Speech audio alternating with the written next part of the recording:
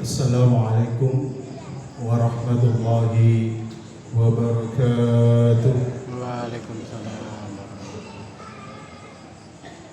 Alhamdulillah alladzi ja'ala syahra Ramadan syahrul mubarak wa syahrul rahmah wa syahrul maghfirah lil mu'minin.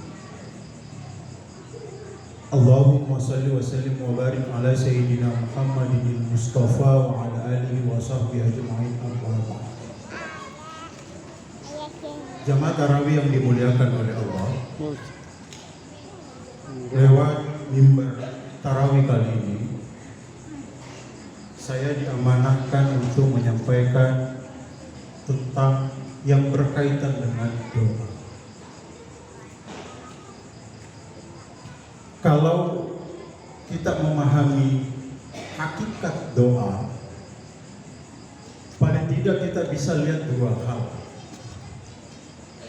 Yang pertama, hadirin, adalah doa itu bagian dari permintaan, permohonan, harapan manusia kepada Allah.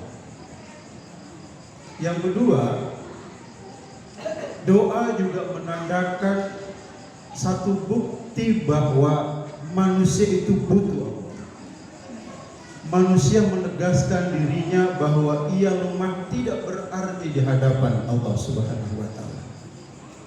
Itu sebabnya hadirin, mengapa kita beragama? Mengapa kita umat Islam ini memilih Islam sebagai agama? Karena kita merasa bahwa semua yang dipastikan oleh Allah dalam hidup ini kita tidak bisa memastikan. Semua yang sudah Allah pastikan terhadap semua hambanya, tapi kita tidak pernah memastikan sekalipun. Tidak ada orang yang memastikan apakah meninggalnya husnul khotimah atau su'ul khotimah. Tidak ada yang bisa menjamin dirinya berapa umurnya, kapan dan di mana ia diwafatkan oleh Allah. Karena ketidakpastian itu yang sudah dipastikan oleh Allah, maka manusia berusaha berdoa kepada Allah agar selalu diberikan kebaikan dalam hidupnya. Hadirin sekalian, salah satu ayat yang sering dijadikan dalil adalah surah Al-Baqarah ayat 186 kalau tidak salah. Wa idza salaka ibadi anni fa inni qarib. Wahai Muhammad, jika hambaku bertanya kepadamu tentang aku, kata Allah, fa inni qarib, sampaikanlah kepada mereka bahwa aku dan mereka itu dekat. Ujibu da'watad da'i idza da'a. Aku pasti menjawab doa-doanya hambaku itu idza da'ani, kalau mereka mau berdoa kepadaku. Ayat ini kalau kita buka tafsir Imam Nawawi dan beberapa tafsir yang lain, itu menegaskan doa yang dimaksud adalah ada dua hal. Yang dimaksud doa dalam ayat ini adalah at-taubatu anidz dzunubi. Ada rasa penyesalan, ada rasa pengakuan, ada rasa tidak ingin melakukan kesalahan terhadap dosa yang dia lakukan kepada Allah, maka dia taubatkan. Jadi kalau ada manusia yang taubat, menyesali, tidak ingin melakukan lagi, dan mengakui apa yang dia lakukan, maka Allah pasti menerima taubatnya. Itu sebabnya hadirin, yang paling mulia sebenarnya di hadapan Allah itu bukan orang yang tidak pernah melakukan dosa, bukan orang yang tidak pernah melakukan maksiat, bukan, tetapi orang yang mau mengakui kesalahan dan dosanya di hadapan Allah, karena manusia pasti berbuat dosa. Yang kedua hadirin, makna ayat ini doa juga dimaknai sebagai al-ibadah, sebagai bentuk penghambaan manusia kepada Allah. Oleh sebab itu dalam riwayat dikatakan ad-du'a huwal ibadah. Doa itu adalah ibadah. Apa yang diberikan oleh Allah dalam ibadat kita adalah as-sawab. adalah pahala yang diberikan Allah kepada manusia. Jadi kalau orang berpuasa sebaik mungkin, kalau orang datang ke masjid sujud kepada Allah, maka Allah pasti akan memberikan kebaikan kepadanya. Jamaah tarawih yang dimuliakan oleh Allah. Sisi lain ada pemanaan bahwa kalau kita memahami ayat ini, siapa saja yang berdoa pasti Allah akan mengabulkannya. Tapi di sisi lain ada sangat kemungkinan doa sang hamba kepada Allah itu diterima, bisa juga tidak diterima di sisi Allah. Tidak diterimanya di sisi Allah bukan karena Allah menolaknya, tetapi manusialah kembali kepada dirinya, apakah doanya itu terhalang di hadapan Allah karena dirinya atau karena memang Allah ingin menerimanya. Hadirin sekalian, dalam salah satu riwayat, di antara doa yang la turaddu da'watuhu, tidak akan ditolak oleh Allah adalah 3. Di antara 2 hal itu yang saya sampaikan adalah as-shaimu hatta yuftir, orang yang berpuasa hingga sampai ia berbuka di siang hari. Kenapa hadirin? Orang yang berpuasa itu diterima, sangat mustajab di hadapan Allah doanya. Karena orang berpuasa adalah orang yang bertarekat dirinya, menjauhkan dirinya dari segala sesuatu yang bisa menjerumuskan kepada dosa. Orang yang berpuasa di siang hari sesungguhnya adalah orang yang melampiaskan segala sifat kebinatangan di dalam dirinya. Sehingga bagaimana tidak mungkin orang yang sedang suci melepaskan sifat kebinatangannya itu tidak diterima oleh Allah doanya pada saat ia berpuasa. Jadi bulan Ramadan hadirin, saat kita berpuasa sesungguhnya ada peluang besar kita komunikasi untuk berdoa kepada Allah. Berdoalah dengan baik, berdoalah sebanyak-banyaknya, semoga doa kita dikabulkan oleh Allah. Yang kedua hadirin, doa yang diterima oleh Allah adalah da'watul mazlum. Doanya orang-orang yang teraniaya, keluh kesahnya, curhatnya orang yang terzalimi kepada Allah itu mustajab di hadapan Allah Subhanahu wa taala. Kenapa hadirin? Orang yang terzalimi, orang yang teraniaya itu gampang ada peluang besar diterima oleh Allah doanya.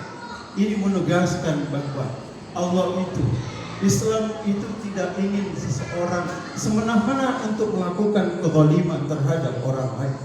Sehingga salah satu cara agama kita untuk melindungi orang-orang yang terniaya, Allah membuka lubang di dalam hatinya untuk diterima doanya di sisi Allah Subhanahu wa taala. Maka Nabi sallallahu alaihi wasallam katakan, ittaqu da'watal mazlum. Hati-hatilah, takutlah kalian terhadap doanya orang-orang yang kita pernah luka. Fa'innahu laysa fa'innahu, karena sesungguhnya tidak ada hijab antara dia dengan Allah Subhanahu wa taala. Barangkali hadirin, lidah kita pernah melukai hati seseorang, ternyata itulah yang menjadi mustajab di hadapan Allah sehingga hidup kita tidak bahagia. Barangkali banyak musibah cobaan dalam keluarga kita. Bisa jadi selama ini ada harga diri orang yang telah kita jatuhkan dan kita fitnah, dan ternyata itu ada lubang yang membuat Allah bisa kita doanya diterima. Ittaqi da'watal mazlum. Jangan semena-mena untuk menzalimi orang lain karena doanya diterima di hadapan Allah Subhanahu wa taala. Jemaah tarawih yang dimuliakan oleh Allah. Di sisi lain, ternyata ada juga doa yang sulit diterima oleh Allah.